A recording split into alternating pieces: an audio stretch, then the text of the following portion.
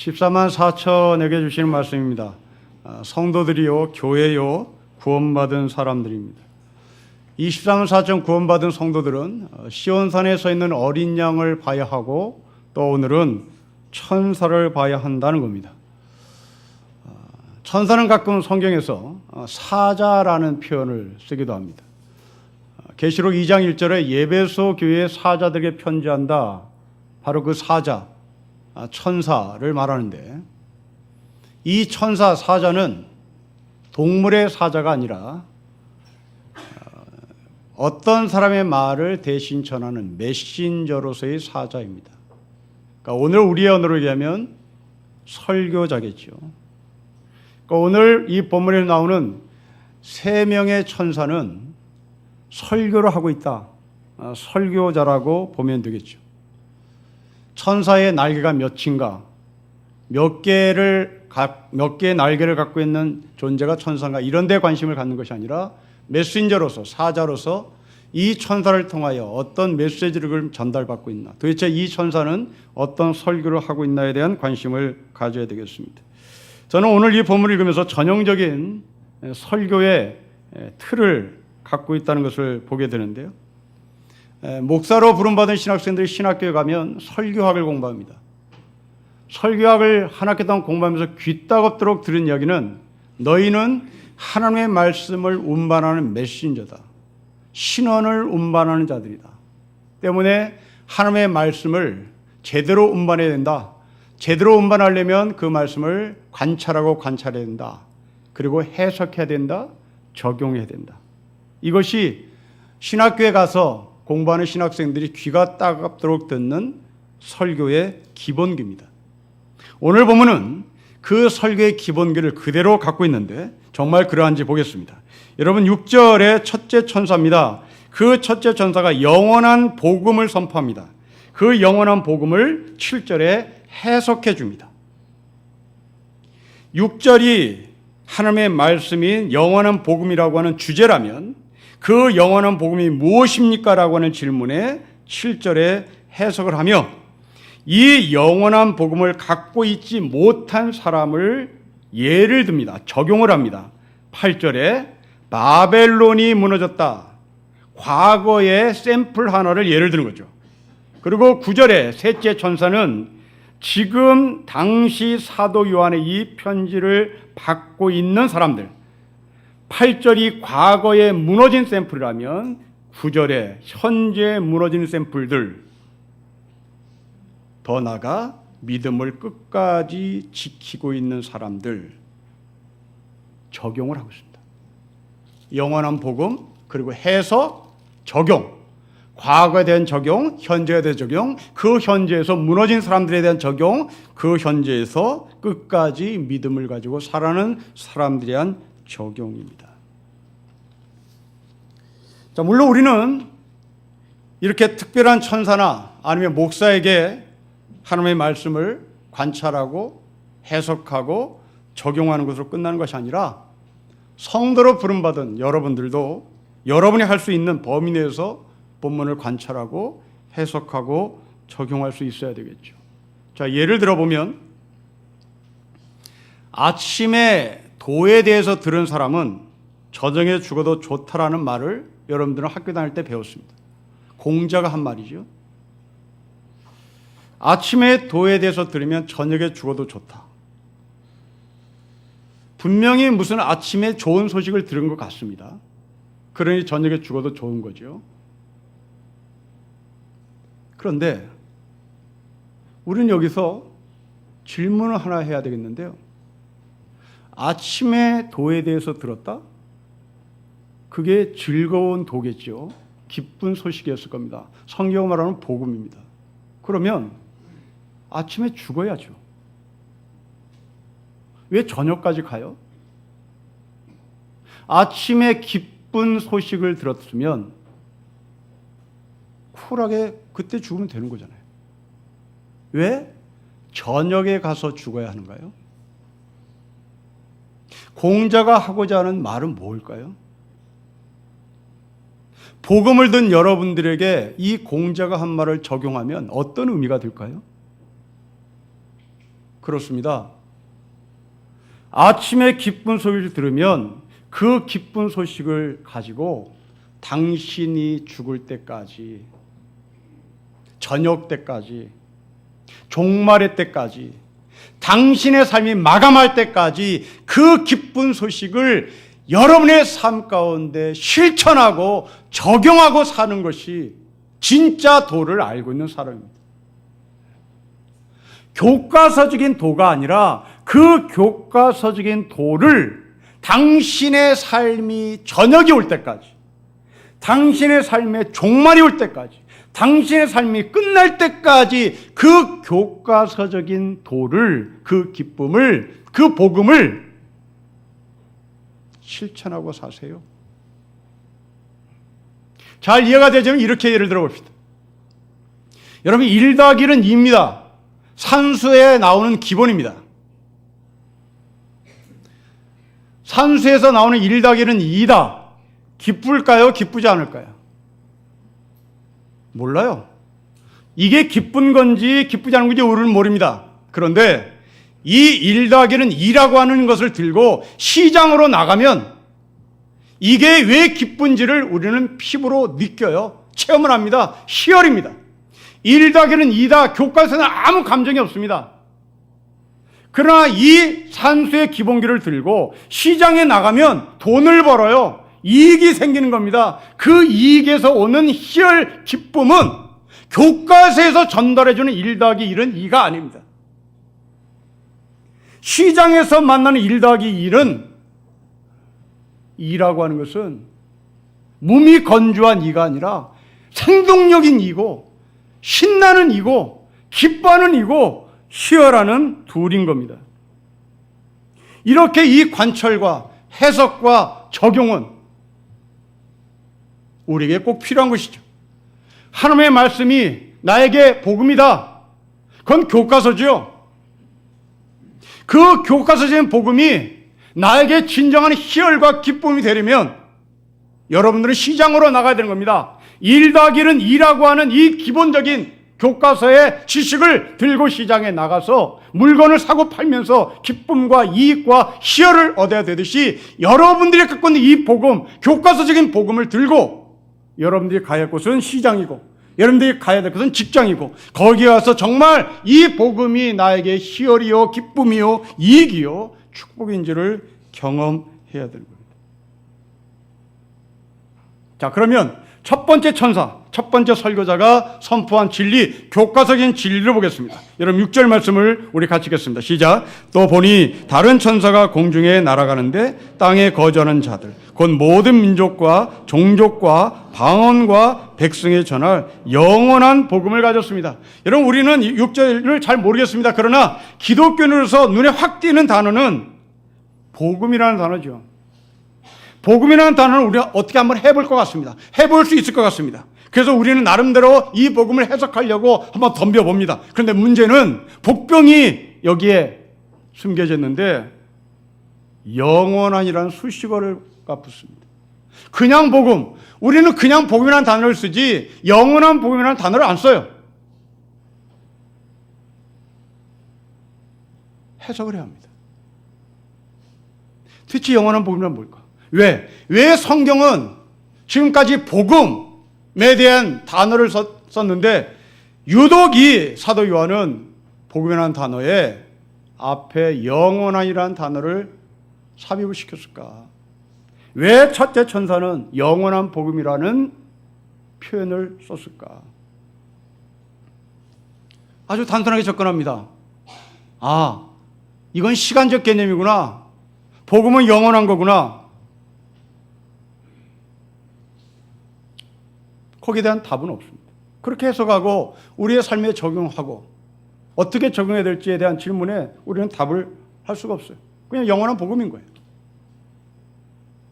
그러나 여러분이 이 영원함이라는 말을 시간적 개념으로 접근하지 마시고 관계로 접근해 보십시오.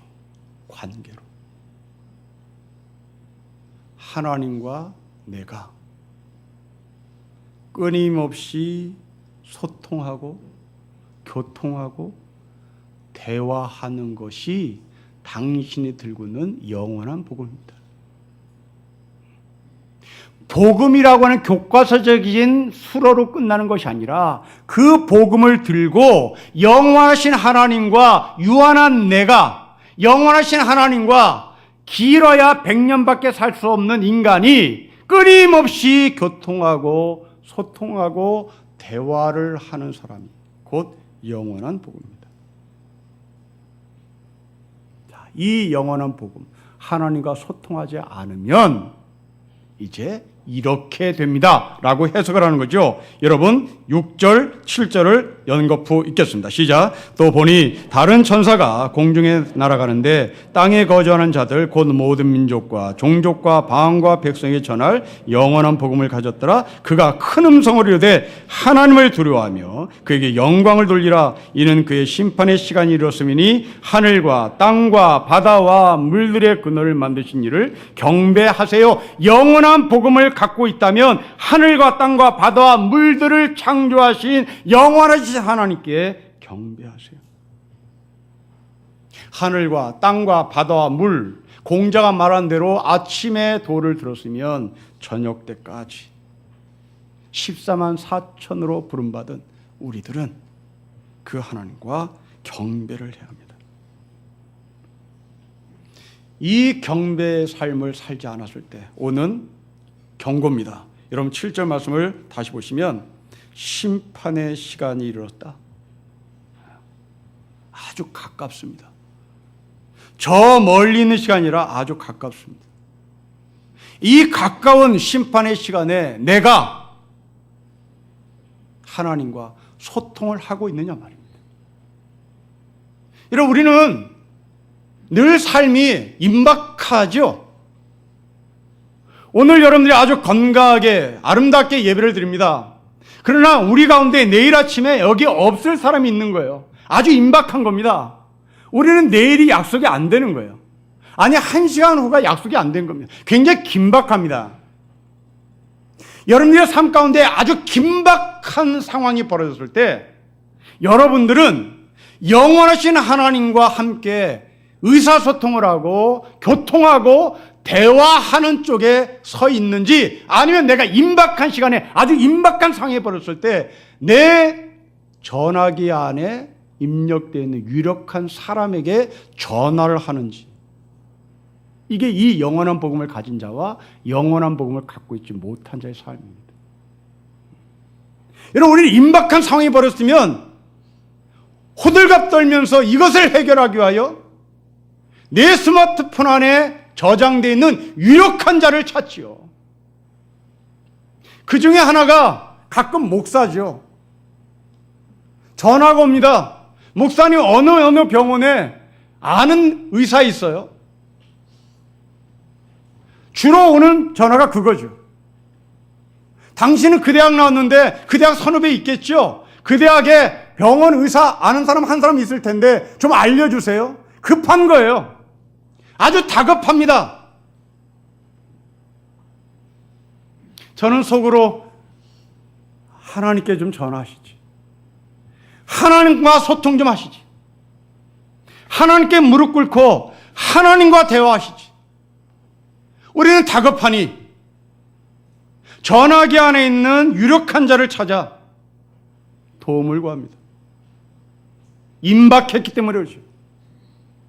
이 임박한 종말의 시간에 하나님은 우리에게 말합니다. 영원한 복음을 가진 자야, 그 영원하신 하나님과 소통하세요. 그 영원하신 하나님과 대화를 하세요. 사랑하는 성도 여러분, 여러분은 복음을 들고 있는 사람입니까? 아니면 영원한 복음 속에 살고 있습니까? 여러분들은 도를 들은 사람입니까? 그 도를 들고 저녁까지 실천하며 사십니까? 여러분 1+1은 2라고 하는 교과적인 지식을 갖고 있습니까? 이것을 들고 시장에 나가서 장사를 해서 이익을 손에 쥐는 기쁨과 희열의 삶을 살고 계십니까? 임박합니다. 이 임박한 시간에 우리는 하나님과 의사소통을 하며 이 땅에서 그 복음의 기쁨이 무엇인지를 맛보며 사는 진정한 14만 사천이 되시기를 주의 이름으로 축복합니다. 이어 둘째 천사의 설교로 봅시다. 여러분 8절을 읽겠습니다. 우리 8절을 같이 읽겠습니다. 시작. 또 다른 천사가 곧 둘째가 그 뒤를 따라 말하되 무너졌도다 무너졌도다 큰 성 바벨론이여 모든 나라에게 그의 명으로 말미암아 진내 포도주를 먹이던 자로다 하더랍니다. 여러분 이상합니다. 지금 이 사도 요한이 이 편지를 쓸 때는 바벨론이 300년 전에 망한 나라거든요. 이 300년 전에 망한 바벨론이 왜 갑자기 등장하냐 말입니다. 그러면 9절 이하에 현재 바벨론처럼 666의 짐승의 표를 가진 사람들아 너희들도 바벨론처럼 망한다. 그리고 12절에 그 가운데 성도들의 인내가 있다. 그들은 바벨론처럼 망하지 않는다. 영원한 복음에 대한 해석을 해주며 이 영원한 복음의 삶을 살지 못했던 바벨론의 무너짐, 그 바벨론의 무너짐이 현재 이 편지를 읽었던 당시의 사람들, 그 당시의 사람들 가운데 바벨론처럼 망하지 않는 진정한 믿음의 사람들입니다. 자, 우리는 이 바벨론이 왜 망했는지 봅시다. 여러분 8절 말씀을 다시 보시죠.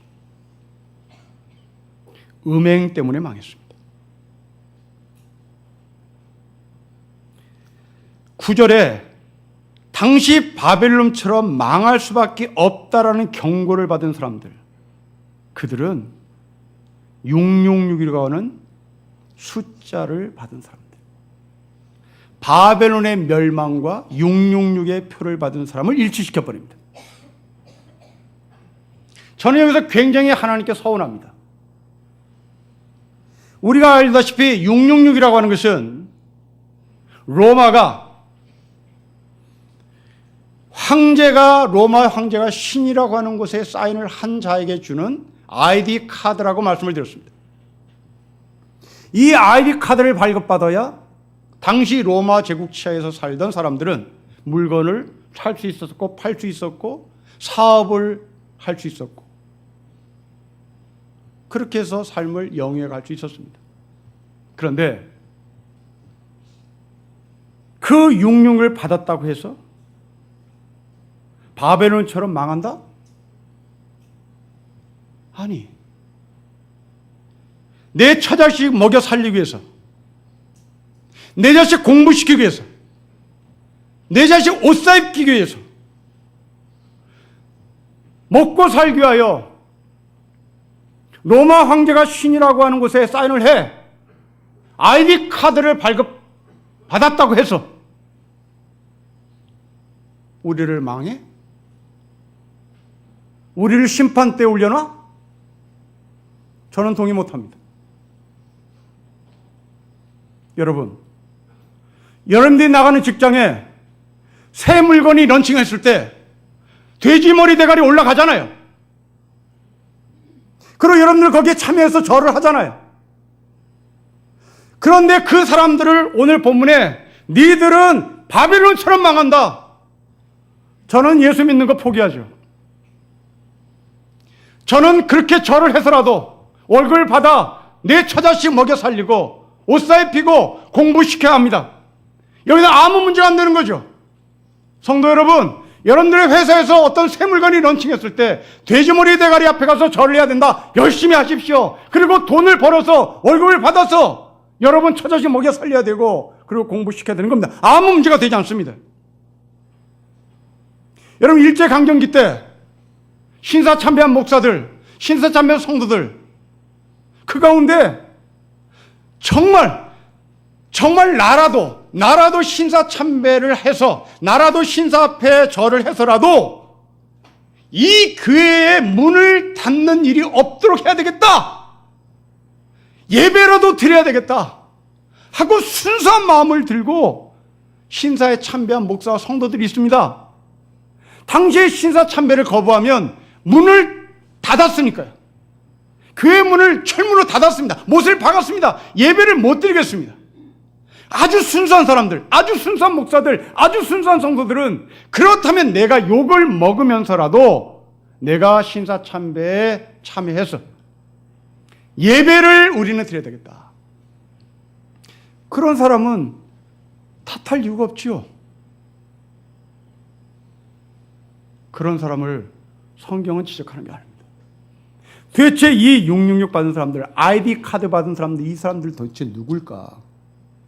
보편적으로 이 666 아이디 카드를 받은 사람이 아니라, 여러분 8절 말씀을 다시 보시면 바벨론이 망한 이유, 음행입니다. 여러분, 성경 음행이라는 단어를 사도 바울은 탐욕이라는 단어와 같은 동급으로 사용하는 단어입니다. 그래서 이 음행, 바벨론한 제국, 이 바벨론한 제국이 제국이라고는 거대한 나라를 만들기 위하여 이들은 음행을 했다는 말인데, 이들이 말한 음행은 곧 탐욕이었던 거죠. 음행과 탐욕은 같은 카테고리 안에 있는 단어입니다. 여러분 삶 가운데 남편이 바람을 핀 사람을 생각해 보십시오. 남편이 바람을 폈습니다. 음행을 했습니다. 왜 바람을 핍니까? 욕심이죠. 탐욕이죠. 아내 한 사람으로 이제 내 인생의 여자라는 존재는 이것으로 끝. 나머지는 여성, 나머지 여자 사람, 내 아내만이 여자, 내 남편만이 남자, 그 외의 남자는 남자 사람, 남성. 그런데 이 미친놈이 다른 여자를 찾고 이 미친놈이 다른 여자 방에 들어가면 이게 탐욕이죠. 지금 이 666의 이마에 표를 받은 사람들, 이 사람들은 먹고 살기 위하여 사인한 게 아니라, 먹고 살기 위하여 사인해서 아이디 카드를 받은 사람이 아니라 탐욕이에요. 이렇게 해서 더 큰 부자, 이렇게 해서 더 큰 출세, 이렇게 해서 더 큰 성공을 갖고자 신사참배한 사람이요, 사인한 사람이요, 아이디 카드를 발급한 사람입니다. 저희 아이들이 미국에서 처음 공부를 시작할 때 굉장히 제일 고통스러웠던 것이 한국 음식을 못 먹는 거였습니다.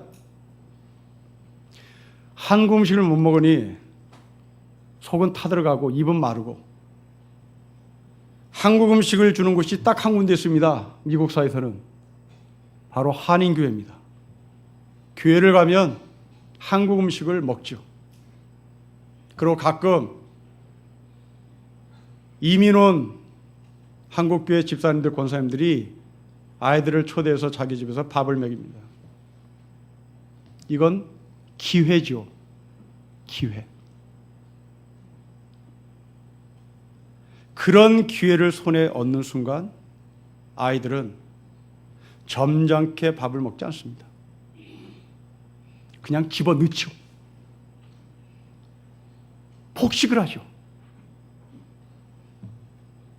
여러분, 지금 이 시대에 우리는 탐욕이라는 단어를 쓸 정도로 유치하지 않습니다. 우리는 그렇게 순진하지 않아요. 우리는 그렇게 정직하지 않아요. 탐욕이라는 단어를 아주 멋진 단어로 포장합니다. 기회. 기회. 인간이 넘지 말아야 할 선을 넘을 때 우리는 내 욕심이었어 말하지 않습니다. 나에게 준 기회. 아이들이 한 달에 한 번, 두 달에 한 번 오는 그 기회, 그 기회를 잡는 순간 아이들은 음식을 쏟아 붓는 겁니다.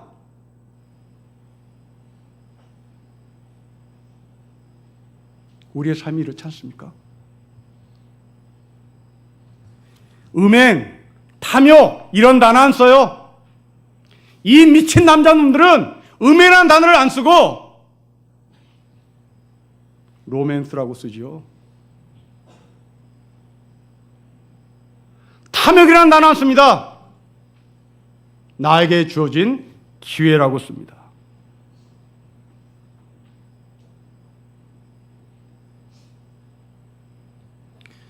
여러분, 하버드 대학교로 알고 있습니다. 미국에서 제일 오래된 학교입니다. 1636년에 세워졌으니 근 500년 된 학교인데요. 이 학교 안에 하버드 보건대학원 학교 간판이 2014년에 내렸습니다. 2014년에 하버드 보건대학원이라고 하는 학교 간판이 없어졌어요. 대신 이 500년의 역사를 자랑하는 하버드 대학교 안에 하버드 보건대학원 학교 이름이 바뀌었습니다. 뭘로 바뀌었냐면 T.H. 첸 보건대학원. 이 사람이 누구냐면 홍콩의 부동산 갑부인데요. 그 홍콩의 부동산 갑부가 자기 아버지의 이름을 따서 하버드 보건대학 간판을 내렸습니다. 그리고 그걸 바꿨는데 이 바꿀 수 있도록 하버드 대학교가 이 부동산 업자에게 받은 돈은 3억 5천만 달러였습니다. 500년의 역사와 전통을 돈으로 순간 바꾸는, 돈이 신이 된 미국의 전형적인 자본주의 모습을 우리에게 보여줍니다. 여러분, 돈이 주는 기회, 그것은 반드시 우리가 지켜야 할 선을 넘도록 조장하고 우리는 그 선을 기꺼이 넘죠. 그 사람들에게 경고합니다.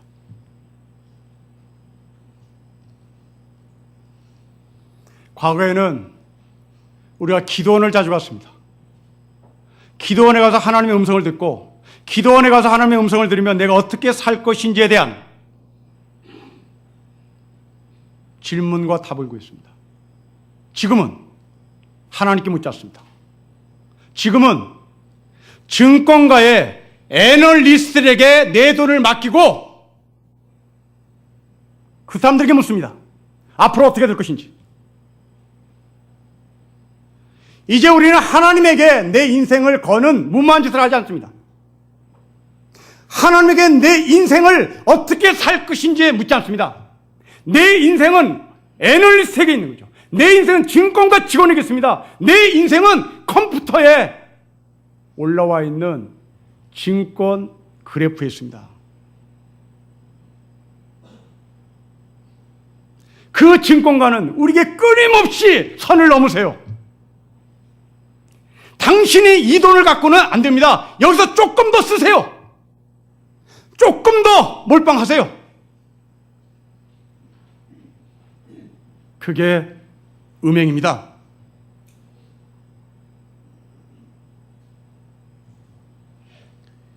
미국의 백인 목사가 자기 교회에 아버지가 목회를 할 때 자기 교회에 있었던 어릴 적 이야기를 하나 들려주는데요. 아버지가 목회하는 그 조그만 동네 교회에 구멍가게를 하는 부부가 있었는데 아주 신실한 부부처럼 보였습니다. 매 주일마다 앞자리에 앉아서 예배를 드리고 설교를 경청했는데 어느 날부턴가 이분이 아버지 목사님의 설교가 끝날 때쯤 정확히 5분 전에 맨 앞에 앉아있던 이 부부는 벌떡 일어나서 가운데로 저벅저벅 걸어 밖으로 나가는 거죠. 아무 갈등 없이. 교인들은 순간 당황하고 도대체 저 사람은 왜 저러나. 이 꼬마는 우리 아버지 목사가 설교를 길게 하나. 근데 본인이 길게 하는 것도 아니고 정확히 끝나는데 왜 저 사람들은 5분 전에 맨 앞에 앉아 있다가 갈등 없이 가운데로 저벅저벅 걸어가나. 이유가 밝혀졌습니다. 자기네 교회 바로 옆 동네에 루터교 교회가 있었는데 그 루터교 교회는 자기네 교회보다 30분 먼저 예배를 드리는 교회고 30분 먼저 일찍 끝나겠죠. 그러니 이 부부는 30분 전에 일찍 끝나는 그 루터교 교회 교인들을 위하여 장사하기 위해서 시간에 맞춰 나가 가게 문을 열어 장사를 했다는 말입니다. 이 아버지 목사 교회에서 이 교인들을 바라봤던, 그래서 나중에 신학자가 된 이 교수가 해석을 합니다. 아마도 그 부부는 하나님께 예배하고 있었지만 동시에 이 부부는 돈벌 궁리를 하느라 끊임없이 눈은 손목시계에 집중하고 있었을 것이다. 여러분, 이 그림은 어딘가 많이 닮아 있습니다. 우리랑. 우리는 지금 예배는 드리는데 손에는 스마트폰을 쥐고 전전긍긍하고 있는 거예요. 문자가 뛰고 옵니다. 원룸이죠. 계약하려는데 바로 나가죠, 여러분. 원룸 계약자가 SNS로 문자를 날리면 우리는 여기에 앉아있지 않습니다. 갈등 없이 나가죠. 우리는 스마트폰을 들고 예배를 드리며 이 스마트폰에 계약자가 언제 올지 우리 집에 방 2개 비었는데 이 방 2개를 채워야 하는데 이 방 2개 채울 사람이 언제 오나 지금 스마트폰을 들고 집어 진동만 기다리는 거예요. 여러분, 그 방 2개 오늘 계약 못한다고 해서 굶어 죽는 거 아니잖아요. 굶어 죽을 것 같으면 나가야죠. 그러나 굶어 죽지 않을 것 같으면 나가지 말아야죠. 굶어 죽을 것 같지 않은데 나갔다. 그 사람들이 오늘 경고를 받아야 될 사람, 9절, 10절의 사람들입니다. 이마의 표를 받으면 그도 하나님의 진노의 포도주를 마실 것이다. 그 진노의 잔에 섞인 것 없이 부은 포도주다. 거룩한 천사들 앞과 어린 양 앞에서 불과 유황으로 고난을 받을 것이다. 밤낮 쉼을 얻지 못할 것이다. 이런 진리 아닙니까? 여러분 11절 맨 끝에 보십시오. 그렇게 스마트폰을 들고 진동 오기를 기다리는 사람들 쉼이 없잖아요. 밤낮 쉼이 없잖아요. 아니, 우리 편하게 살자고 예수를 믿는데, 우리 행복하게 살자고 예수를 믿는데 전전긍긍하며 예배를 드리는 것도 아니고 쉬는 것도 아니고 행복하게 사는 것도 아니고 밤낮 쉼을 얻지 못하는 음행, 탐욕, 아니 음행 탐욕이라 말하지 않냐고, 아이 목사님 이건 나에게 온 기회잖아요 하고 나가는 겁니다. 나에게 온 기회. 지금 여러분들은 예배를 드려야 되는 그 선을 지켜야 될 14만 4천입니다. 적어도 이 자리에 들어온 이상 여러분들이 14만 4천으로서 예배를 드리는 이 선 밖으로 넘어가면 안 되는 거죠. 밖으로 넘어가려면 여기를 오지 말았어야 되는 거죠. 그런데 이 부부는 밤낮 쉼을 얻지 못하는 음행하는 자였고 탐욕하는 자였고 나에게 주어진 기회라고 자기를 합리화한 사람이었습니다. 이런 모습을 향하여 기원전 8세기에 하나님의 말씀을 전했던 아모스 선지자가 한 말을 여러분들에게 들려드립니다. 그날이 온다. 나의 주 하나님이 하는 말이다. 내가 이 땅에 기근을 보내겠다. 사람들이 배고파하겠지만 그것은 밥이 없어서 겪는 배고픔이 아니다. 사람들이 목말라 하겠지만 그것은 물이 없어서 겪는 목마름이 아니다. 주의 말씀을 듣지 못하여서 사람들이 굶주리고 목말라 할 것이다. 그때는 사람들이 주의 말씀을 찾으려고 이 바다에서 저 바다로 헤매고 북쪽에서 동쪽으로 떠돌아 다녀도 그 말씀을 찾지 못할 것이다. 그날에는 아름다운 처녀들과 젊은 총각들이 목이 말라서 지쳐 쓰러질 것이다. 사마리아의 부끄러운 우상을 의지하고 맹세하는 자들 다나 너희의 신이 살아있다. 브엘세바야 너희의 신이 살아있다 하고 맹세하는 자들은 쓰러져 다시는 일어나지 못할 것이다. 탐욕하는 자들, 기회라고 말하는 자들, 먹을 것이 없어서 쓰러지는 것이 아니다. 마실 물이 없어서 쓰러지는 것이 아니다. 탐욕으로 쓰러진다. 욕심으로 인생 끝난다. 그 가운데서 믿음을 지키는 사람은 이렇게 삽니다. 여러분 12절 말씀을 읽겠습니다. 시작. 성도들이 내가 여기 있으니 그들은 하나님의 계명과 예수에 대한 믿음을 지키는 자입니다. 종말에 12절이 저와 여러분의 말씀 되기를 주의 이름으로 축복합니다. 기도하겠습니다. 하나님 아버지, 탐욕과 욕심을 멋지게 포장한 기회의 시대에 우리가 살고 있습니다.